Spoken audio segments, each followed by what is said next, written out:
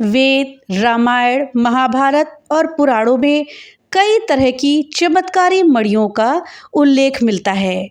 पौराणिक कथाओं में सर्प के सिर पर मणि होने का भी उल्लेख है। कहते हैं कि पाताल लोक मणियों की आभा से हर समय प्रकाशित रहता है।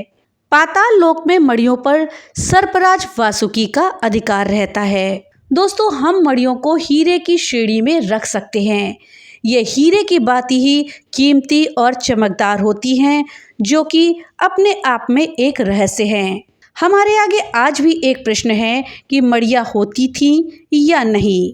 दोस्तों, कहा जाता है कि जिसके पास भी मणि होती थी वो कुछ भी कर सकता था। दोस्तों, आज इस वीडियो में हम 10 ऐसी प्रसिद्ध मणियों के विषय में बात करेंगे जो कि जिस किसी के पास थी उस मणि की वजह से वो प्रसिद्ध हुआ और वो बहुत ही शक्तिशाली मणियां थीं। दोस्तों, इस जानकारी के लिए वीडियो में हमारे साथ अंत तक बने रहिएगा, जिससे कि आपको सही और सटीक जानकारी प्राप्त हो पाए। दोस्तों, हमारे ग्रंथों और कथाओं में मणियों के किस्से भरे पड़े हुए हैं। मणियों को सामान्य हीरे से कहीं ज्यादा मूल्यवान मानते हैं। जैनियों में भी मणिभद्र नाम से एक महापुरुष हुए हैं। ऐसा माना जाता है कि चिंतामणि को तो स्वयं ब्रह्मा जी धारण करते हैं, रुद्रमणि को स्वयं शंकर जी धारण करते हैं, कौस्तुभ मणि को भगवान विष्णु धारण करते हैं। इसी तरह से और भी कई प्रकार की मणियां हैं जिनके चमत्कारों का उल्लेख पुराणों में मिलता है। तो दोस्तों, चलिए अब 10 प्रमुख मणियों के विषय में जानते हैं। इसमें से पहली है पारस मणि। पारस मणि का जिक्र पौराणिक और लोक कथाओं में बहुत मिलता है। इसके हजारों किस्से और कहानियां समाज में प्रचलित हैं। कई लोग ये भी दावा करते हैं कि हमने पारस मणि को देखा है। कहते हैं मध्य प्रदेश के पन्ना जिले में जहां हीरे की खदान है, वहां से 70 किलोमीटर दूर दनवारा गांव के एक कुएं में रात को रोशनी दिखाई देती है। लोगों का मानना है कि कुएं में पारस मणि है। दोस्तों, पारस मणि से लोहे की किसी भी चीज को छू देने से वो सोने की बन जाती है। इससे लोहा भी काटा जाता है। कहते हैं कि कौवों को इसकी पहचान होती है और ये हिमालय के आसपास पाई जाती है। हिमालय के साधु संत ही जानते हैं कि पारस मणि को कैसे ढूंढा जाए, क्योंकि वो जानते हैं कि कैसे कौवे को ढूंढने के लिए मजबूर किया जाता है। ये थी पारस मणि। अब जानते हैं दूसरी मणि, जो कि है नीलमणि। दोस्तों, नीलमणि एक रहस्यमय मणि है। असली नीलमणि जिसके भी पास होती है उसके जीवन में भूमि, भवन, वाहन और राजपद का सुख होता है। इसे नीलम भी कहते हैं। लेकिन शनि का रत्न नीलम और नीलमणि में बहुत फर्क है। संस्कृत में नीलम को इंद्रनील, तृषाग्रही और नीलमणि कहा जाता है। असली नीलमणि या नीलम से नीली या बैंगनी रोशनी निकलती है जो दूर तक फैल जाती है। विश्व का सबसे बड़ा नीलम 888 कैरेट का श्रीलंका में है, जिसकी कीमत लगभग 14 करोड़ रुपए आकी गई है। दोस्तों, नीलम जल नील और इंद्रनील 2 प्रकार का होता है। भारत में नीलमणि पर्वत भी है। भारत के जम्मू कश्मीर राज्य में नीलम पाया जाता है। नीलम विशुद्ध रंग का मोर की गर्दन के रंग का होता है। कहते हैं कि नेपाल के पशुपति मंदिर में असली नीलमणि रखी हुई है।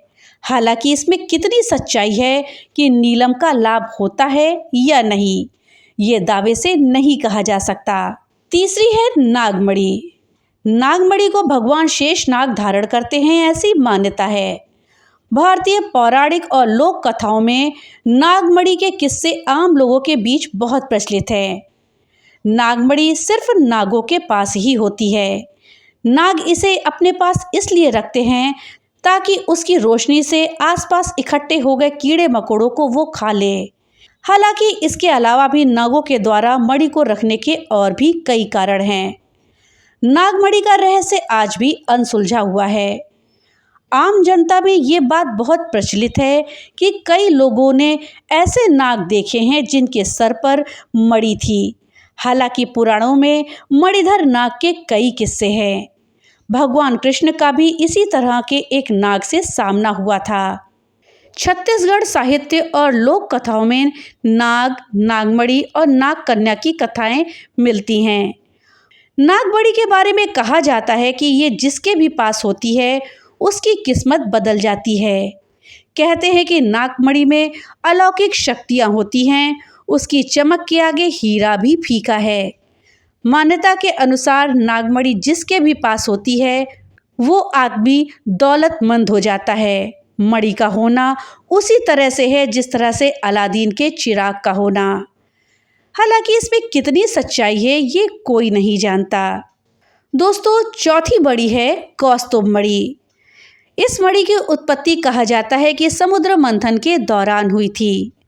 पुराणों के अनुसार इस मणि का उत्पत्ति समुद्र मंथन के दौरान हुई थी। पुराणों के अनुसार ये मणि समुद्र मंथन के समय प्राप्त 14 मूल्यवान रत्नों में से एक थी। ये बहुत ही कांतिमान मणि है। ये मणि जहाँ भी होती है वहाँ किसी भी प्रकार की दैवी आपदा नहीं होती। ये मणि हर तरह के संकटों से रक्षा करती है। समुद्र मंथन के दौरान निकला 5वां रत्न था कौस्तुभ मणि। कौस्तुभ मणि को भगवान विष्णु धारण करते हैं। महाभारत में उल्लेख है कि कालिया नाग को श्री कृष्ण ने गरुड़ के त्रास से मुक्त किया था। उस समय कालिया नाग ने अपने मस्तक से उतार करके श्री कृष्ण को अपनी ये कौस्तुभ मणि दे दी थी। ये एक चमत्कारी मणि है। माना जाता है कि इच्छाधारी नागों के पास अब भी ये मणि बची हुई है या फिर समुद्र की किसी अतुल गहराइयों में ये दबी पड़ी है।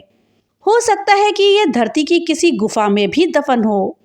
ये मणि जहाँ भी होती है वहाँ किसी भी प्रकार की दैवी आपदाएं नहीं आती और ये मणि हर तरह से संकट से रक्षा करती है। दोस्तों, 5वीं मणि है चंद्रकांता मणि। भारत में चंद्रकांता मणि के नाम पर अब उसका उपरत्न ही मिलता है। इस मणि को धारण करने से भाग्य में वृद्धि होती है। किसी भी प्रकार की गंभीर दुर्घटनाओं से ये मणि बचाती है। साथ ही इससे वैवाहिक जीवन भी सुखमय होता है। इस मणि का उपरत्न पारदर्शी जल की तरह साफ सुथरा होता है और ये चंद्रमा से संबंधित रत्न है। माना जाता है कि असली चंद्रकांता मणि जिसके भी पास होती है उसका जीवन किसी चमत्कार की तरह पलट जाता है। तात्पर्य यह है कि उसका भाग्य अचानक से बदल जाता है। इस मणि की तरह ही उसका जीवन भी चमकने लगता है। उसकी प्रत्येक इच्छाएं पूरी होने लगती हैं। दोस्तों, कहा जाता है कि झारखंड के बैजनाथ मंदिर में चंद्रकांता मणि है। धन कुबेर की राजधानी अलकापुरी से राक्षस राज रावण के द्वारा यहाँ पर यह मणि जड़ित की गई थी। सुश्रुत संहिता में चंद्र किरणों का उपचार के रूप में उल्लेख मिलता है, जिनमें प्रमुख है अद्भुत चंद्रकांत मणि। इस मणि की एक प्रमुख विशेषता यह है कि इसे चंद्र किरणों की उपस्थिति में रखने पर इससे जल टपकने लगता है। इस जल में कई अद्भुत शक्ति होती हैं और कई औषधीय गुण होते हैं। कहते हैं कि चंद्रकांता मणि से उत्पन्न जल कीटाणुओं का नाश करने वाला होता है, शीतल, आरामदायक, ज्वारनाशक, दाह और विष को शांत करने वाला होता है। ऐसी चमत्कारी है चंद्रकांता मणि।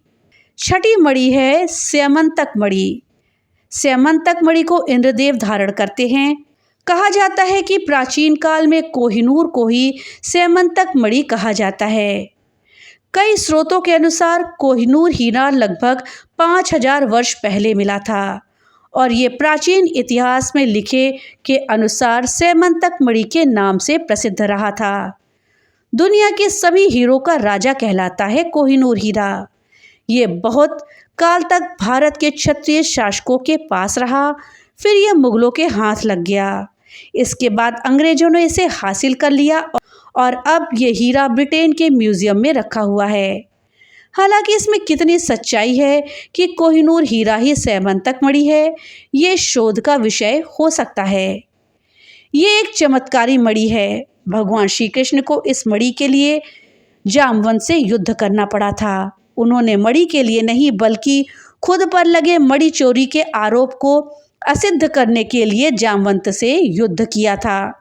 दरअसल ये मणि भगवान श्री कृष्ण की पत्नी सत्यभामा के पिता सत्यजित के पास थी और उन्हें ये मणि भगवान सूर्य देव ने दी थी। सत्यजित ने ये मणि अपने देवघर में रखी थी। वहां से वो मणि पहनकर उनका भाई प्रसेनजीत आखेट के लिए चला गया। जंगल में उसे और उसके घोड़े को एक सिंह ने मार दिया और मणि अपने पास रख ली। सिंह के पास मणि को देखकर जामवंत जी ने सिंह को मारकर वो मणि उससे ले ली और उस मणि को लेकर के वो अपनी गुफा में चले गए, जहां पर उन्होंने उसे वो अपने पुत्री को खिलौने के रूप में दे दी। इधर सत्यजित ने श्री कृष्ण पर आरोप लगा दिया कि ये मणि उन्होंने चुराई है।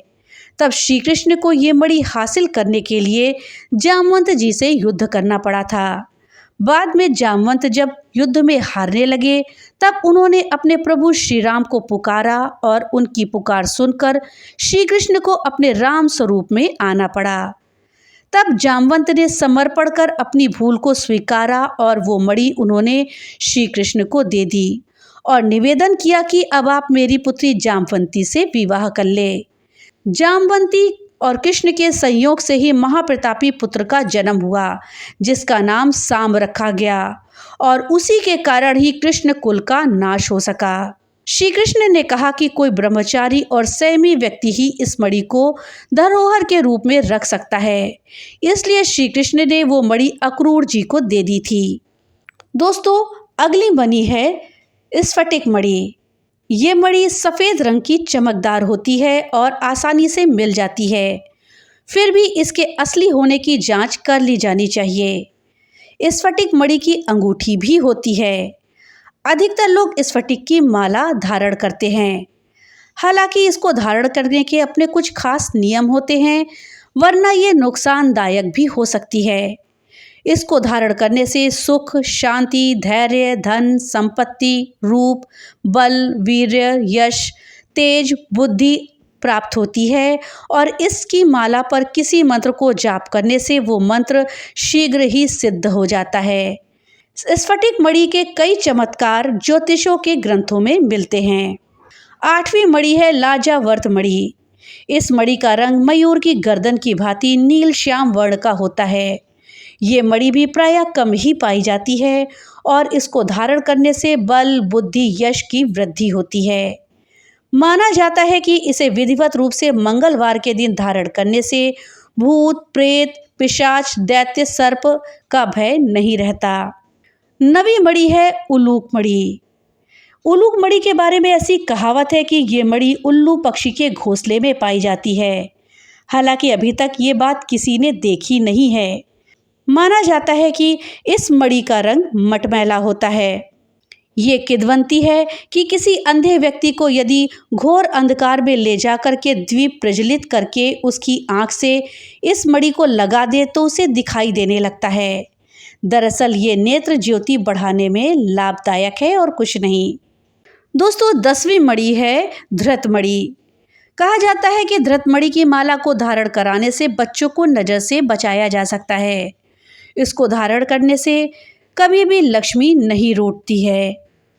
इसके अलावा भी कई मणियाँ हैं, जैसे कि तैल मणि। इसको धारण करने से बल, पौरुष की वृद्धि होती है। भीष्मक मणि, जो कि धन धान्य की वृद्धि में सहायक होती है। उपलक मणि, जो कि व्यक्ति को भक्ति और योग प्रदान करती है। मासर मणि, जिसको धारण करने से पानी और अग्नि का प्रभाव कम हो जाता है। और अश्वत्थामा की मणि। दोस्तों, अश्वत्थामा की मणि एक चमकता हुआ पत्थर है।